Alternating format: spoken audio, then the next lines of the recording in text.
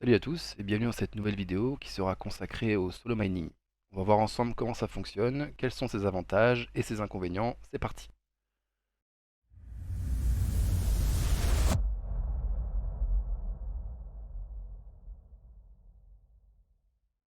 Le solo mining est une approche où un mineur travaille seul pour résoudre les calculs nécessaires à la validation des transactions et à la sécurisation du réseau d'une crypto-monnaie spécifique.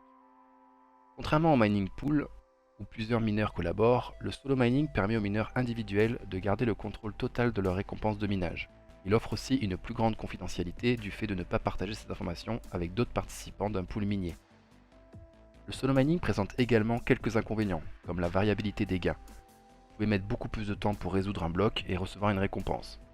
La rentabilité du solo mining peut être donc moins prévisible que celle du pool mining. De plus, la puissance de calcul élevée nécessaire pour être compétitif peut nécessiter un investissement initial important en termes de matériel et d'électricité.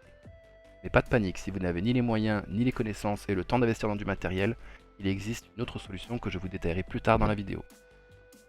Avant de se lancer dans le solo mining, il est essentiel de prendre en compte la rentabilité potentielle. Toutes les crypto-monnaies ne sont pas adaptées au solo mining. Il est important de mener des recherches approfondies pour faire votre choix en tenant compte de la difficulté de minage, de la récompense de blocs et des perspectives d'avenir du projet. Si vous arrivez suffisamment tôt au lancement d'une crypto, vous serez en mesure de miner beaucoup de coins, comme il y aura peu de mineurs sur le réseau. Quand la difficulté deviendra trop élevée, il sera plus judicieux de passer sur un pool ou de chercher un nouveau projet à miner. Pour renforcer leurs chances de succès en solo mining, certains mineurs optent pour la location de puissance de calcul. Cette méthode consiste à louer le matériel d'autres mineurs ou de services de cloud mining pour augmenter leurs chances d'obtenir la récompense de blocs. Si vous choisissez cette approche, il est essentiel de choisir des services réputés et fiables.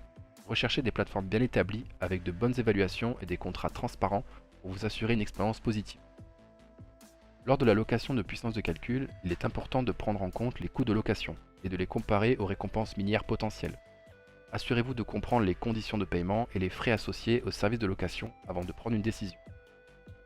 Certains mineurs optent pour une approche hybride, combinant le solo mining avec la location de puissance de calcul pour maximiser leurs chances de succès. Cela leur permet de profiter des avantages de l'autonomie tout en augmentant leur puissance de calcul disponible. Voilà, c'est tout pour cette vidéo sur le solo mining. Tous les liens utiles sont en description, ainsi que la plateforme que j'utilise personnellement depuis plusieurs années.